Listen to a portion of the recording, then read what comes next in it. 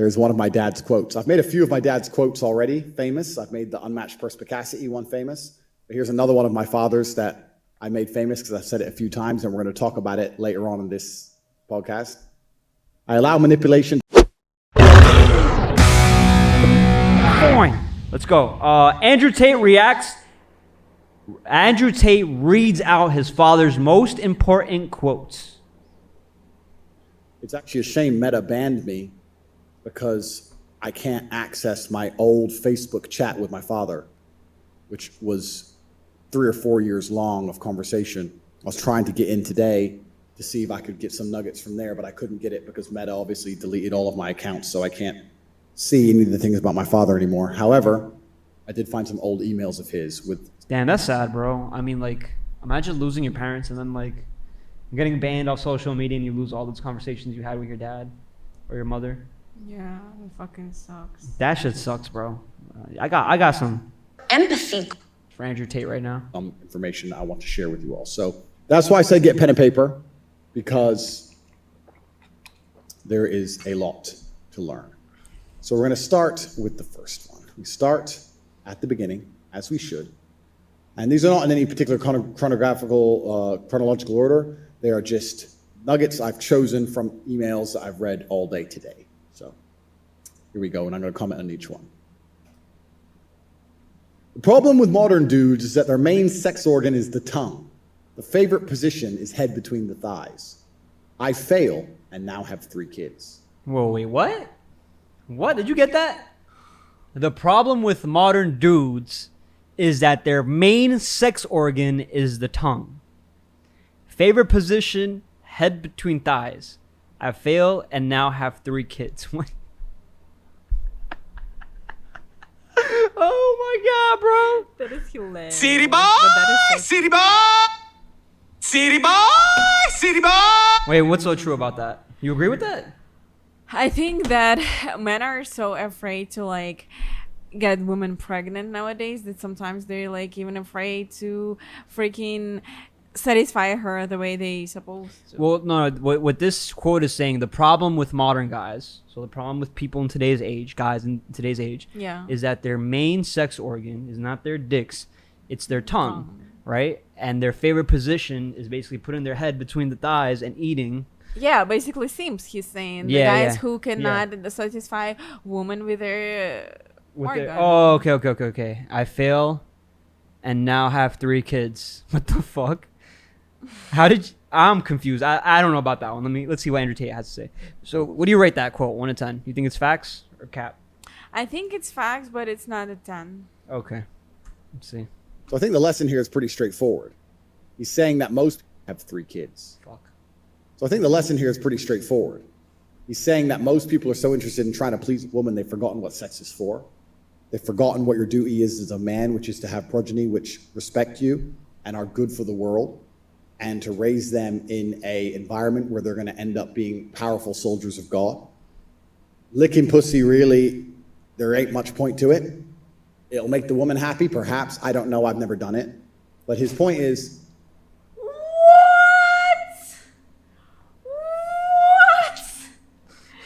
That's it. Top G's don't eat. I lost all respect to Andrew Tate just like that. If somebody comes up to me in the streets and be like, do you know who's Andrew Tate? I'll be like, yes. They'll be like, do you like him? I'll be like, no. And then you'd be like, why? And they're gonna be like, why? And I'd be like, because he doesn't need a fucking pussy. Yo, at least that's a valid reason. But the reasoning behind what he's saying is what I can agree with. At the very least, the reason. Yes, but I don't like what he's saying about like, oh, people are so into sex right now, they forgot the purpose of sex. Okay, sex is also for pleasure. Yeah, but what he's saying is that there's so much focus on pleasure that we have on pleasing the woman. He said. Yes, but yes, but how do you have a good sex if the woman is not pleased? Like if you only put your organ there to make yourself happy and not the partner happy, then it's bad. That's a fail. I don't think he's trying to dismiss women's pleasure by not giving them tongue, because multiple women do like tongue getting eaten Not out, on right? its own, in general, he said. Well, he doesn't do it. It's not his thing. But he's saying that most men maybe over, like, society has taught you to, like, overly pleasure women instead of focusing. Because, like, they focus more on pleasuring women than they focus on the actually duty and the act of sex. And the act of sex can become addicting, almost like simping or paralyzing you, when the actual truth of why we have sex is not for pleasure. That's not the priority. The reason why we truly have sex and that we're going away from is to have children, is to build a family. And people are supplementing the family with pleasure. They're putting pleasure first instead of family first. So that. And we can agree on that part though, right? Yes, on Okay, this cool. part, I So agree. that's the part we can agree with. And then we disagree with the part where he's just like, I don't ever go down on girls, right? Yeah, okay. And that's just his preference. It is what it is. He has achieved something far more important than making sure her pussy gets laid. And that was one of his many views on the world. He was so proud of who we were as his children. He couldn't shut up about how we were the best thing he ever did and how important it is to have kids as a man and to eventually create a link to the future. That was one of his first tweets. I thought I'd start with that one on a relatively lighter note. Next, let me get the next one up.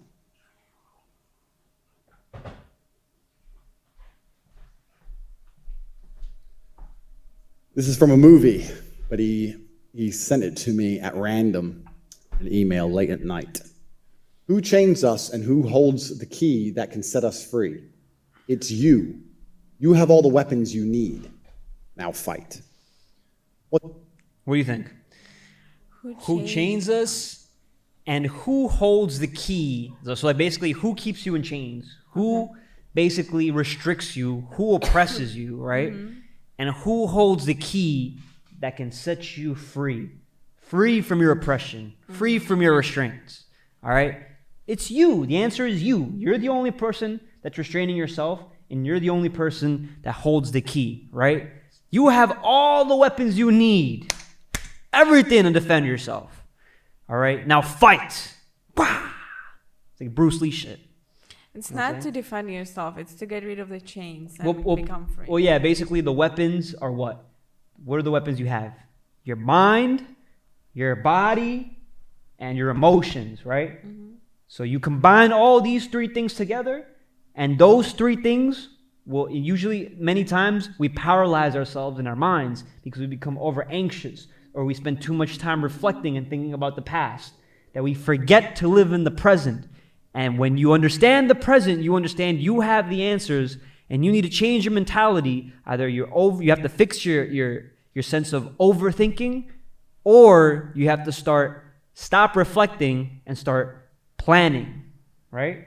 So you're the only one that can sit here and set yourself apart from the rest. Okay, we got it from the first time. Sorry. Interesting is this. We talk often about who controls the world, and people often say, Tate, who's in charge of the world?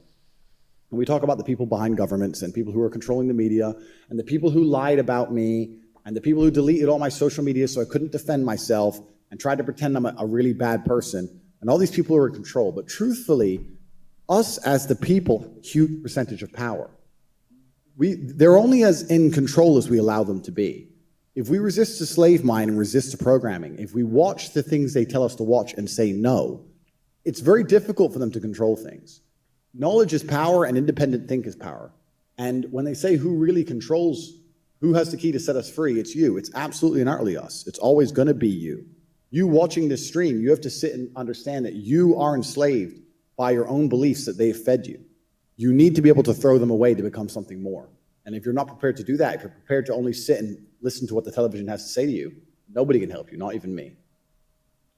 Next. You agree? Facts or cat? Facts. Facts. Crap.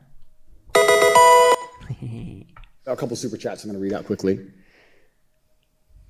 Anders BNR. You're truly an exceptional person. You're never going to find exceptional people around you. You're never going to find exceptional people living in your town or just going to your fucking Kroger's or wherever you're doing. Exceptional people, by the nature of being exceptional, are few and far between. That's why I have the War Room Network, which is a network of over 2,000 people around the world, which are genuinely exceptional. It doesn't matter if you need a man in Moscow. It doesn't matter if you need someone in South Africa. We have over 500 men in America. people all around the world who share and live true to the 41 tenets of Tateism that I've shared before on this Rumble channel. And those are my only friends in the world. If I have a problem, I go to the war room. If I need to speak to someone, I go to the war room. If I go to a new city and I want to go out partying, I go to the war room. Those are my only friends in the world.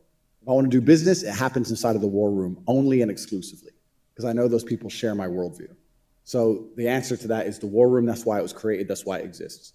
Next super chat quickly. Yeah, perfect. There's one of my dad's quotes. I've made a few of my dad's quotes already famous. I've made the unmatched perspicacity one famous. But here's another one of my father's that I made famous because I've said it a few times, and we're going to talk about it later on in this podcast. I allow manipulation to find out where my enemy wants me to go. Then I use my mind to break the trap and punish the perpetrators. I allow manipulation to take me wherever my mind goes. And then I what? I didn't catch that. To go, then I use my mind to break the trap and punish the perpetrators. Then I use my mind to break the trap and punish the perpetrators. So basically, you allow yourself to be manipulated and to be led somewhere, and then you mindfully allow yourself to break free from your own restraints. I agree with that, but then to punish, do you really need to punish? Well, to punish them by, like, I guess not listening to them anymore, or just like changing, evolving. That's so beautifully put. And my father, of course, I idolize him as a son should, but I truly want the world to understand that he was the best man on the planet. He was the top G. I am his first number one son, and I am top G. So imagine the level at which he operated. A consummate professional through and through. What's amazing about that quote is as follows.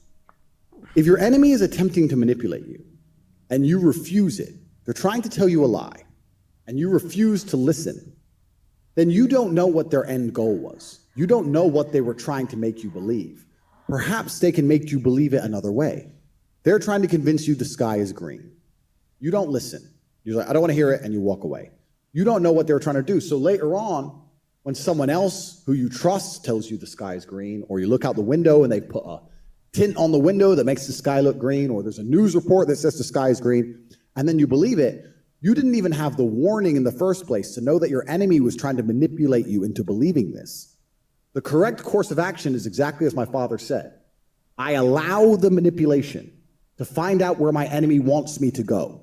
What do you want me to believe? I will sit and watch the news. What do you want me to believe? You want me to believe there's a pandemic? You want me to believe I need a mask? You want me to believe the sky is green? You want me to believe whatever? I'll sit here, okay, what do you want me to believe? Then I use my mind to break the trap and punish the perpetrators. Let them tell you their lies. But you have to be strong enough so that you don't believe them. They may be very persuasive. They may have evidence, right? They might have claims or studies. You need to be smarter than that. You need to understand. But you need to first let them try and manipulate you, or you don't know what their end goal is. It's only by knowing their end goal you can resist true manipulation, because it's like that saying, keep your family close, but your enemies closer. Exactly. See? I'm listening to this shit attentively, bro. Attentively, all right? Because he dropping some golden nuggets. You just decline it outright, they're going to find another way to get to you. Next one of my fathers. A man does not acquire a full skill set to be told, take care or be careful by amateurs. Raw action solves everything.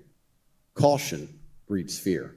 What do you think? Facts or cap? Can you explain? I don't understand. All right. A man does not acquire a full skill set to be told, take care, be careful by amateurs. So basically, you don't sit here and work your entire life to acquire the skills, the experience, to be told by somebody who's just starting, oh, be careful. Oh, take it easy. You're not going to listen to that person because you know more than they do. All right? So you can take what they're saying into consideration, but raw action solves everything. So what you do is going to actually solve that problem, right?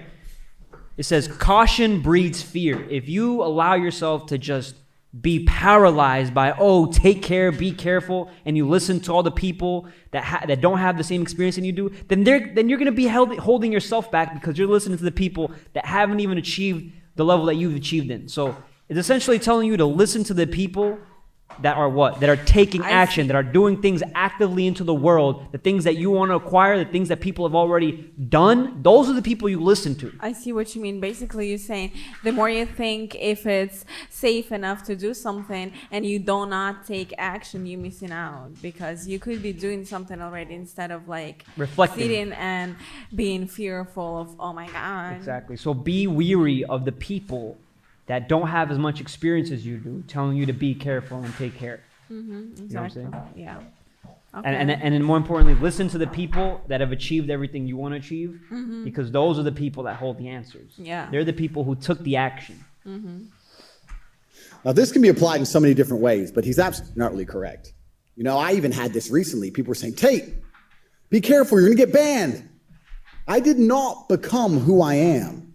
I did not become the kind of guy who is above and beyond governmental control, who is not scared of losing his bank accounts, who doesn't need social media to be relevant, who has a strong network all around the world, who can still manage to get his signal out to the matrix. I did not become a man with a full skill set to be told, be careful, by some fucking amateur. Of course you told me that I needed to preserve my social media accounts, because you need them. I don't need them. Raw action solves everything and caution breeds fear. If I was still on YouTube and Instagram scared about being deleted, I wouldn't be me. I wouldn't be telling you the things I'm telling you. The world is not going to get any better anytime soon. Bad things are going to continue to happen. And they're going to continue to try and control and manipulate you. And I'm going to continue to say this is how you escape the matrix. I'll continue trying to teach you how to make money because I want all of my fans to be as rich and strong and powerful as possible. That's why it's like when people sit here and say, oh, it's not what you said, it's how you said it. Maybe you could say it differently, right? The people who've been saying it differently are the people who don't get listened to. There's a reason why you have to sit here and you get to say the words, oh, it's not what you say, it's how you say it, because you're actively paying attention to them. They've said something to trigger you or get you to pay attention. You get what I'm saying? And that's the beauty of freedom of speech. There's so many different creative ways in which you can say something, but we have to keep evolving and adapting the message to get you to pay attention.